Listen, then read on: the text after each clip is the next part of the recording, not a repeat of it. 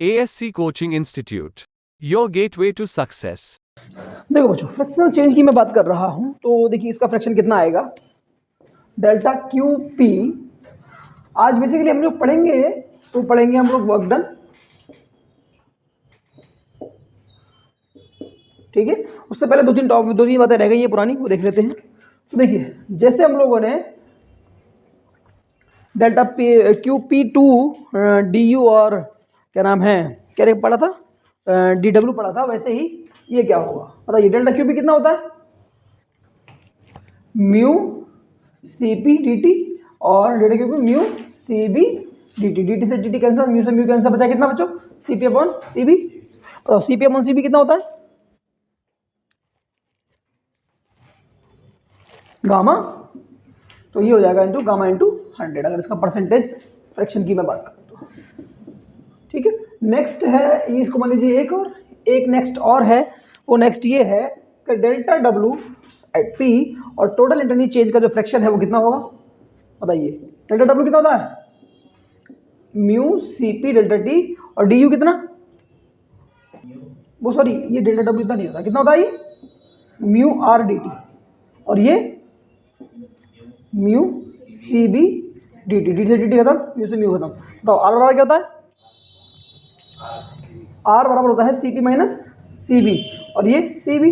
तो देखो साहब, तो C P upon C B minus C B upon C B, क्योंकि सी बी जो है ये दोनों कैल्शियम से आया होगा, दोनों को अलग अलग कर दिया, स्प्लिट कर दिया। तो बच्चों बताओ, सी बी कैंसिल, और C P upon C B क्या हो जाएगा, गामा माइनस 1, कितना हो गया, गामा माइनस 1 इंटू 100। इसका फ्रैक्शन इतना है, नोट कर लीजिए इसको, ये आपको फाइंड करना है। Delta Q P is to delta W P is to D, कितना इनका वैल्यूज आएगा, करिए। देखिए देखो बच्चों, डेल्टा क्यू पी कितना होगा, mu C P D T is to delta Q W mu R D T, और ये डी टी। बताओ D T mu D T mu D T mu cancel. तो इसी पे कितना होता है इसके लिए गामा के टर्म्स में, gamma R upon gamma minus 1, C P की वैल्यू रिपीट रखिए। तो ये आर कितना होता है बच्चों, आर तो आर को छोड़ दीजिए ऐसे आर के टर्म्स में, तो और सी पी कितना होता है, आर अपॉन गामा माइनस 1। बोलो, देखो आर आर आर कैंसिल।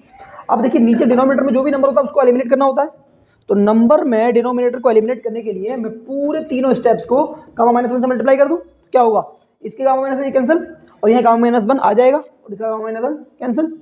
तो यहाँ बचेगा बच्चों सिर्फ गामा, और यहाँ आ जाएगा गामा माइनस 1, और यहाँ हो जाएगा आपका कितना 1।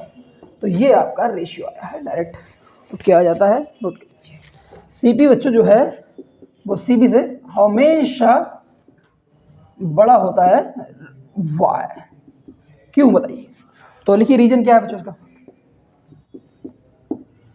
रीजन लिखें, रीजन लिखेंगे at constant pressure during heating, at constant pressure during heating, at constant pressure during heating, ठीक है, due to expansion, due to expansion, due to expansion work done is positive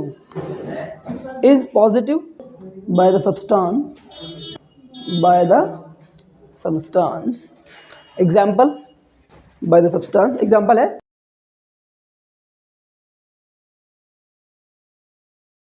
real gas and ideal gas. तो देखो CP और CP क्या बड़ा हुआ बच्चों, CP is बड़ा देन सीपी वाई। जब कांस्टेंट प्रेशर होगा, ठीक है, जब आप टेम्परेचर बढ़ाओगे तो वॉल्यूम बढ़ेगा, जब वॉल्यूम बढ़ेगा तो डेल्टा भी कैसा होगा, पॉजिटिव, मतलब फाइनल वैल्यू ज़्यादा होगी, इनिशियल कम, तो फाइन चेंज क्या होगा, फाइनल माइनस इनिशियल, यानी कि डेल्टा भी बड़ा होगा। तो ये जब पॉजिटिव होगा तो P external into delta B, यानी कि वर्क डन जो होगा आपको कितना होगा बच्चों, पॉजिटिव होगा, इसलिए आपकी जो सी पी है वो सी बी से ज़्यादा होगी, ठीक है, नोट कर लीजिए। टी मतलब टेम्परेचर इंक्रीजेस होगा तो बी कैसा होगा, वो भी इंक्रीज होगा, ठीक है। जब वी इंक्रीज होगा तो डेल्टा भी पॉजिटिव होगा, यानी कि वर्क डन पॉजिटिव होगा, वर्क डन पॉजिटिव होगा तो सी पी आपका कैसा होगा, पॉजिटिव होगा, बड़ा होगा। नेक्स्ट है सी वी इज बड़ा देन, पर कभी कभी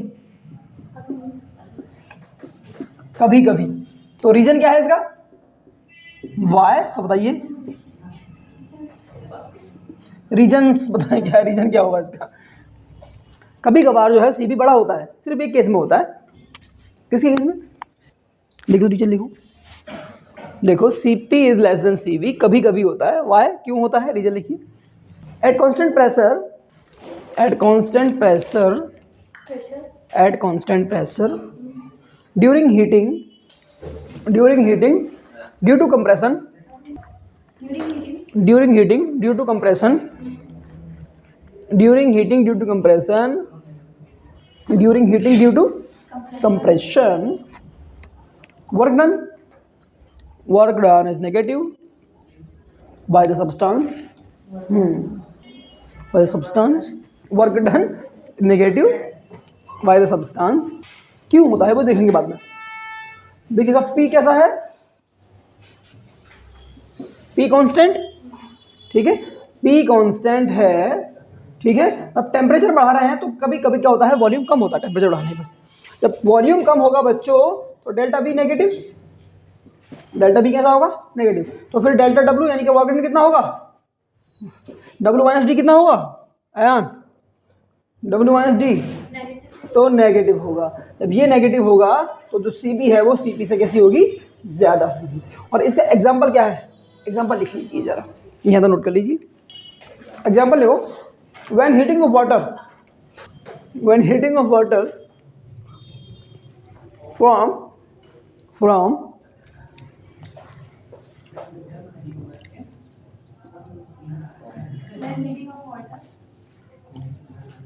heating of water from 0 degree Celsius to 4 degree Celsius. ये जो काम होता है हीटिंग करने पर भी वॉल्यूम कम होना हो, ये वाटर के केस में है ओनली। और वही कंडीशन क्या है? 0 डिग्री से 4 डिग्री सेल्सियस के बीच में उसका वॉल्यूम कम होता है, ठीक है। तो इस पर्टिकुलर केस में सिर्फ सी जो है वो सी से ज़्यादा होती है, बाकी C P always greater than C V. Okay, concept of mixture. देखिए मान लीजिए दो गैसेस हैं, ये गैस ए है बच्चों, एक गैस मान लीजिए क्या है, ये बी।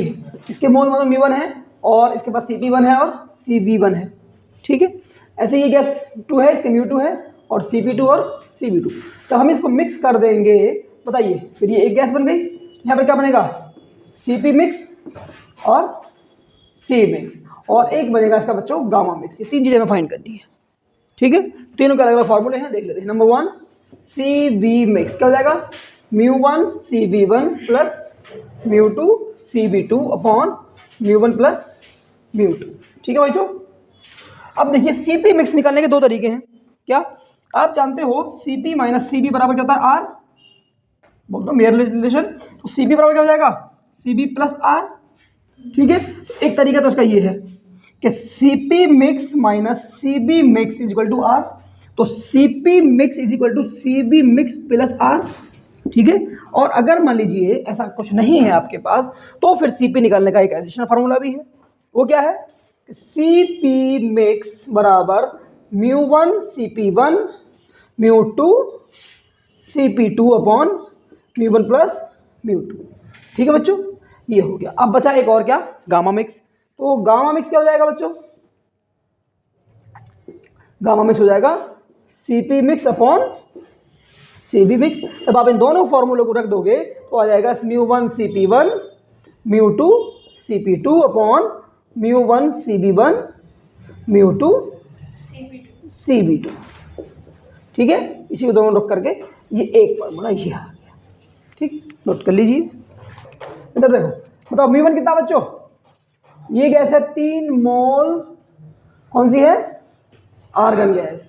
एक है 2 मोल ऑक्सीजन गैस, एक और है 1 मोल नाइट्रोजन गैस, ठीक है। तो हमें क्या निकालना बच्चों? हमें Cv निकालना। पहले Cv निकाल लेते हैं। Cv मिक्स क्या होता है? μ1 Cb1 μv है बेटा। हाँ अमोनिया लिखा है वैसे तो मैंने बोला गलत है, चलिए। और μ3 Cb3 अपॉन μ1 प्लस μ2 प्लस μ3। बताओ μ1 कितना बच्चों? 3। बताइए Cv कितना होता है? आर्गन गैस है मोनोटॉमिक, मोनोटॉमिक गैस के लिए सीवी कितना है, F/2R कितना होता है, F/2R, और F कितना होता है इसका 3/2R। बोलो आगे बढ़िए, μ2 कितना है। तो अब ऑक्सीजन, ऑक्सीजन कौन सी गैस है, डायटोमिक, डायटोमिक के लिए सीवी कितना होता है 5/2R, कितना होता है 5/2R प्लस, आगे बढ़िए 1 मोल। अमोनिया कैसी है, अमोनिया ट्राइटोमिक, और कौन सी है, लीनियर कि non linear, non linear, non linear कितना होता है 6R, कितना होता है 6R/2। सही है, नीचे आ जाइए। तो यह है 3 + 2 + 1 = 3 × 3 = 9 R/2 + 2 पंजे 10 R/2 + 6 R/2 अपॉन 3 2 5 और 1 6। ऊपर आ जाएगा बच्चों क्या, 2 LCM, ठीक है। तो 2 LCM 2 2 2 2 ऊपर वाले सारे ऐसे ऐड हो जाएंगे।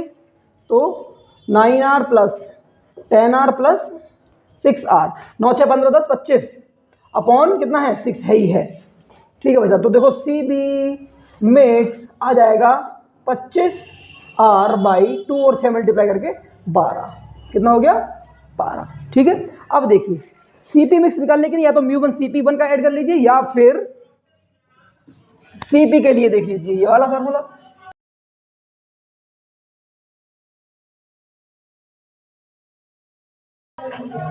ना देख लो।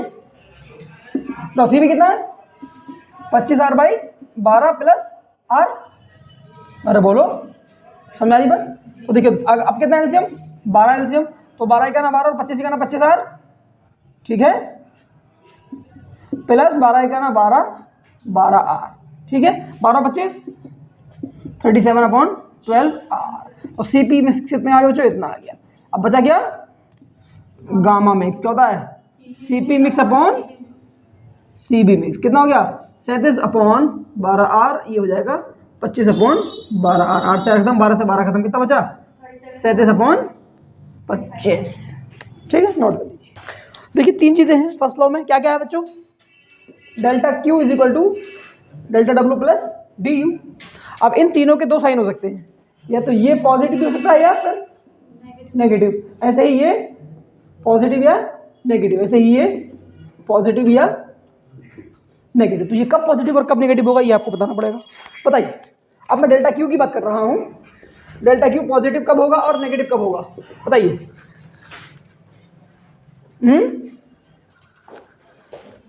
देखिए जब हीट सप्लाइड होगी सब सिस्टम के द्वारा, heat supplied by the system या हीट गेन, ठीक है, या बोलो। अब बताइए नेगेटिव कब होगा, heat reject by the system, heat reject by the system, या इसमें आप ये भी कह सकते हो हीट एब्जॉर्ब, हीट एब्जॉर्ब। तो heat reject by the system या heat release by the system. जब ये चीजें होंगी तो डेल्टा Q कितना होगा, पॉजिटिव होगा। हीट एब सप्लाइड करेंगे तो पॉजिटिव, और गेन रिलीज करेगा तो नेगेटिव। अब बच्चों डेल्टा W के दौरान देख लेते हैं, डेल्टा W पॉजिटिव होगा और नेगेटिव भी हो सकता है। डेल्टा W पॉजिटिव कब होगा, ये बताया था पीछे, जब वॉल्यूम बढ़ेगा, वॉल्यूम बढ़ेगा तो क्या होता है एक्सपेंशन, बोलो। जब वॉल्यूम बढ़ेगा मतलब क्या होगा बच्चों, एक्सपेंशन होगा, तो DB पॉजिटिव, तो भैया फिर जब DB पॉजिटिव होगा तो DW भी कैसा होगा, पॉजिटिव। और बताइए बच्चों नेगेटिव कब होगा डेल्टा W, जब वॉल्यूम कम होगा, यानी कि कंप्रेशन होगा, बच्चों DB जो होगा वो नेगेटिव होगा, तो DW भी कितना होगा बच्चों, नेगेटिव होगा, ठीक है। तीसरा चीज है हमारे पास DU, यानी कि इंटरनल एनर्जी, ये पॉजिटिव कब होगी और कब नेगेटिव होगी, when internal energy of a system increases, जब भी किसी सिस्टम की इंटरनल एनर्जी इंक्रीज होगी तो उसे पॉजिटिव लेंगे, और जब डिक्रीज होगी तो नेगेटिव लेंगे। इंटरनल एनर्जी इंक्रीजेस,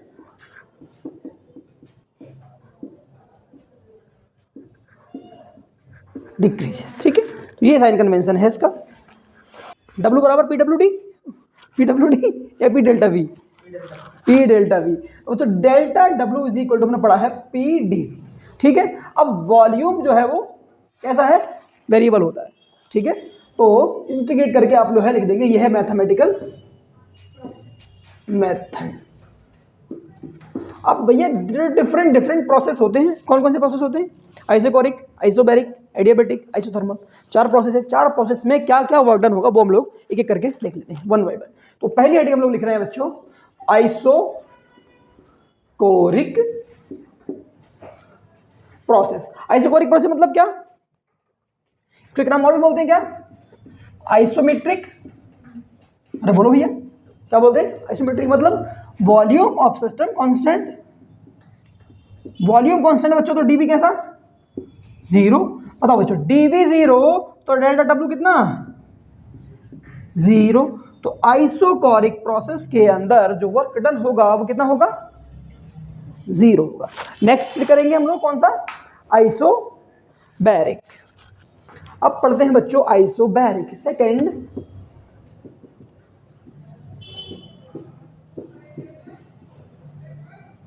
आइसोबैरिक मतलब P कांस्टेंट, ठीक है। अब बच्चों बताओ P कांस्टेंट है तो प्रेशर क्या होगा, P कांस्टेंट मतलब वॉल्यूम क्या होगा, चेंज हो रहा है। तो बताइए अगर मैं गैस इक्वेशन की बात करूं तो देखिए क्या बनेगा, P1 V1 is equal to mu R T1, बोलो। और अब P तो सेम है तो P V1 और P V2 बराबर म्यू आर T2, ठीक है। अब बताइए डेल्टा W क्या है, डेल्टा W है PdV और वॉल्यूम कैसा है, चेंज हो रहा है V1 से V2 तक, बोलो। तो लिमिट क्या लगाओगे, V1 से V2। अब P कांस्टेंट है तो बाहर आ जाएगा, अंदर क्या बचेगा, dB और लिमिट P बाहर आ गया, अंदर बचा dB, लिमिट V1 से V2। बताओ dB का इंडिकेशन क्या होगा, डिफरेंशियल पार्ट का इंडिकेशन क्या होता है, वही वेरिएबल यानी V। तो इसका जो इंटीग्रेशन होगा वो V होगा और limit V2 to V1।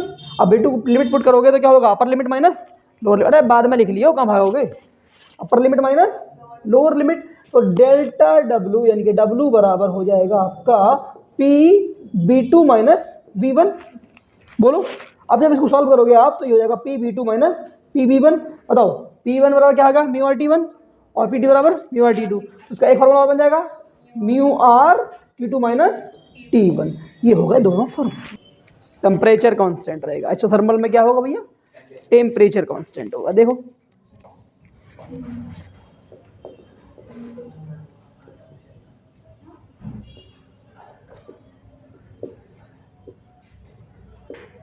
Isothermal process मतलब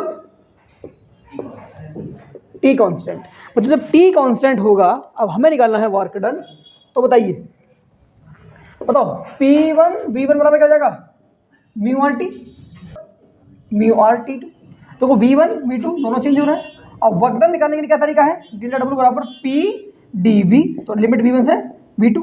लेकिन हमारे पास प्रेशर क्या इंटीग्रेट करने के लिए कुछ है नहीं, तो प्रेशर लाना पड़ेगा हमको।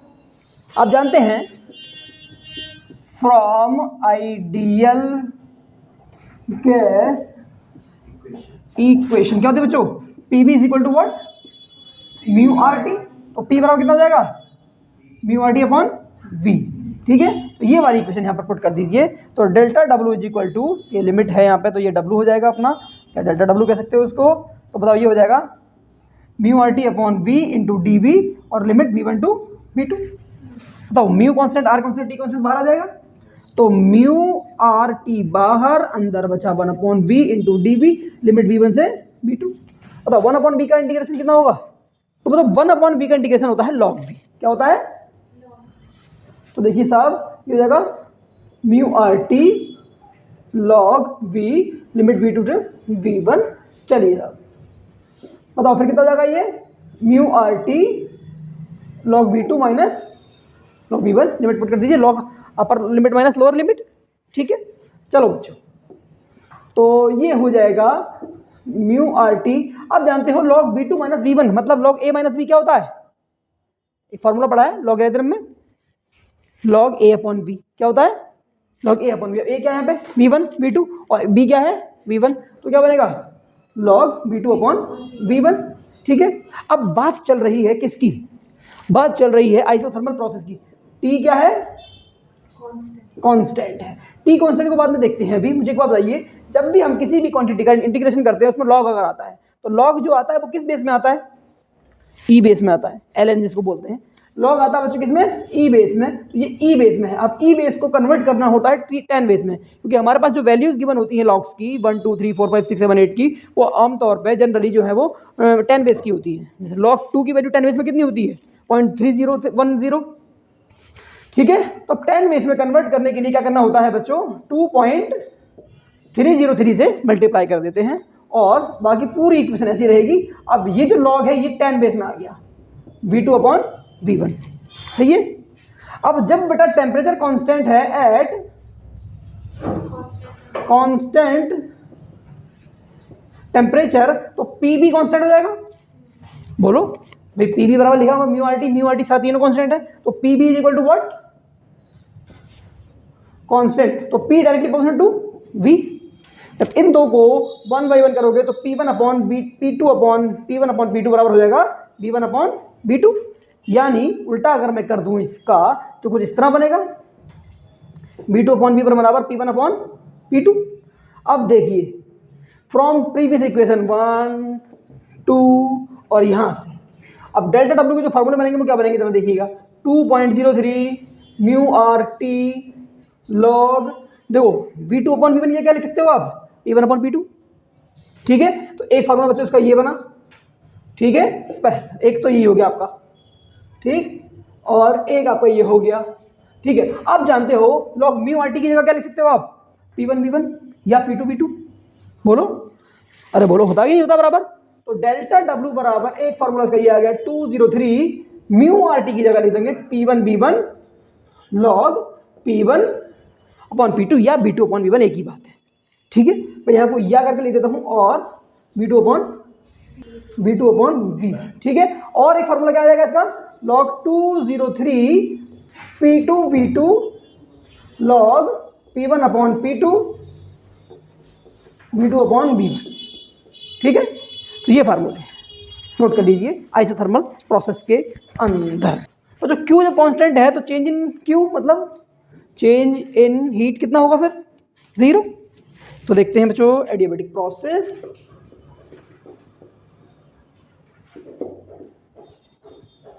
Q होगा बच्चों क्या कांस्टेंट, तो डेल्टा Q 0। ठीक है, तो देखिए बच्चों, तो P1 B1 is equal to बताओ म्यू आर T1 और P2 B2 बराबर म्यू आर T2। और बताओ स्टेट इक्वेशन क्या बनेंगी इसकी, जैसे कि P भी बराबर क्या होता है म्यू आर टी होता है ना, तो यहाँ होता है P V के पावर गामा कांस्टेंट, क्या होता है P V की पावर गामा कांस्टेंट, और T अपॉन V होता है क्या T अपॉन B, या T और B में रिलेशन होता है गामा माइनस 1 कांस्टेंट, और T और P में रिलेशन होता है T की पावर गामा और P की पावर गामा माइनस 1 का कांस्टेंट। ठीक है बच्चों, तो ये तो हो गया आपका स्टेट इक्वेशन। अब इसकी मैं बात करता हूं वर्क डन की। तो वर्क डन कितना होता है, तो वाई फ्लॉट क्या कहता है बच्चों delta Q equal to delta W plus D U. अब बताइए डी क्यू कैसा होगा 0, तो बताइए डेल्टा W कितना हो जाएगा फिर माइनस डी यू। बोलो, और डी यू कितना होता है, डी यू होता है बच्चों mu C B D T, और डी टी है तो डेल्टा टी लिख देते हैं। चेंज की बात बड़ा चेंज है, बताइए तो म्यू सी बी कितना होता है गामा की टर्म्स में आर अपॉन गामा माइनस 1 कितना होता है R upon gamma minus 1 into इसको T2 माइनस T1 कर सकता हूँ मैं डेल्टा टी को। ठीक है, माइनस साइन को मल्टीप्लाई कर लीजिए इधर, तो इधर हो जाएगा mu R T1 minus mu R T2 upon gamma minus 1। पता बच्चों म्यू आर T1 कितना है P1 V1, mu R T2 कितना है P2 V2।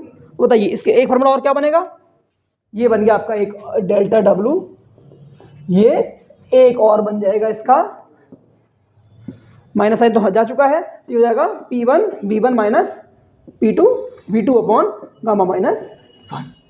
ठीक है, एडियाबेटिक के लिए।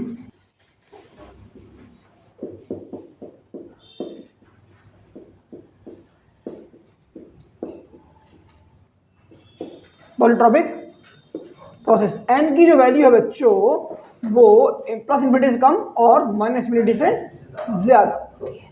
स्टैटिक इक्वेशन क्या बनेगी इसकी? p b की पावर n कांस्टेंट और t b की power n minus 1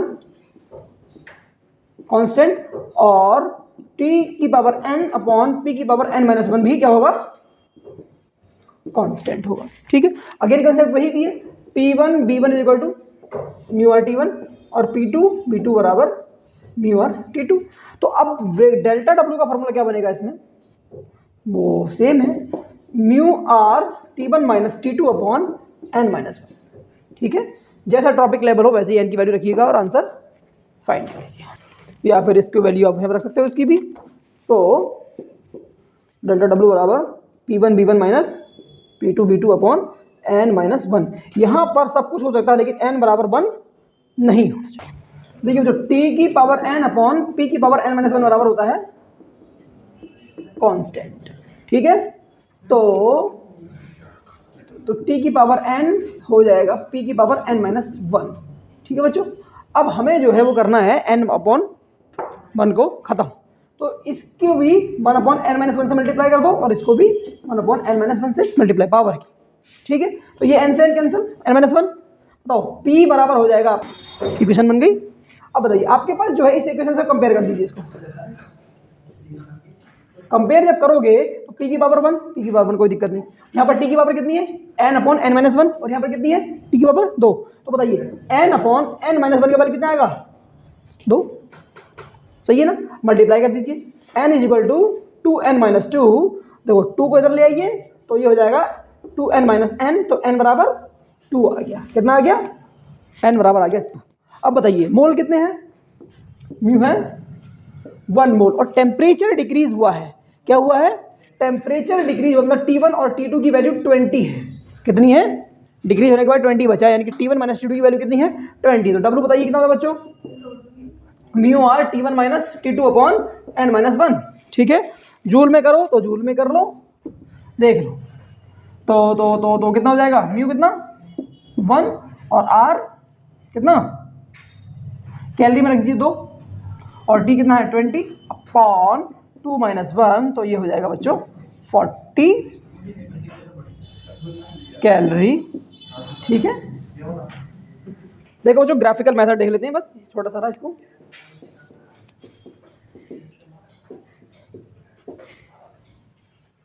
graphical method, जैसे मान लीजिए हमारे पास ये ग्राफ है। ठीक है बच्चों, ये प्रेशर है इस लाइन पे और इस लाइन पे क्या है? वॉल्यूम है। वॉल्यूम में भी ml, लीटर, ठीक है, और cc तो ml ही होता है, या मीटर क्यूब में भी हो सकता है। और प्रेशर भी में भी atm में हो, पास्कल में भी। ठीक है, कोई भी प्रोसेस है, मान लीजिए ये है, कोई प्रोसेस यहाँ से स्टार्ट हुआ यहाँ तक आया। ठीक है, अब हमें जो है इसका वर्क डन निकालना है। तो वर्क डन निकालने का तरीका ये है, जो भी ग्राफ गिवन हो आपको उसका एरिया फाइंड करना है। क्या फाइंड करना है? एरिया कैसा? पहले तो इसका एरिया बनाओगे पूरा, तो ये जो इसका एरिया बनेगा ये है भैया इस प्रोसेस का एरिया। और अपना अगर इसका एरिया निकाल लिया तो वो क्या हो गया? वर्क डन हो गया। तो area of pressure and volume graph is known as work done. क्या है बच्चों? तो ये वर्क डन की डेफिनेशन एक और आ गई, W। ठीक है, अब ये डेल्टा W बच्चों पॉजिटिव होगा या नेगेटिव होगा ये डिपेंड करेगा किस पे? वही अगेन कि फाइनल वॉल्यूम ज्यादा है कम है। ठीक है, अगर VF is greater than V initial, final volume अगर इनिशियल से ज्यादा है तो फिर वर्क डन कैसा होगा बच्चों? पॉजिटिव। और अगर V फाइनल कम है V इनिशियल से तो फिर कैसा होगा वर्क डन? नेगेटिव। अभी ये आप जो है वो फोटो बना लें और ये लिख दीजिए, कल हम इस पर जो है वो क्या करेंगे? प्रश्न करेंगे। वॉल्यूम में भी in litre, ml, cc, metre cube, whatever. cc cubic centimetre यानी ml की बात है।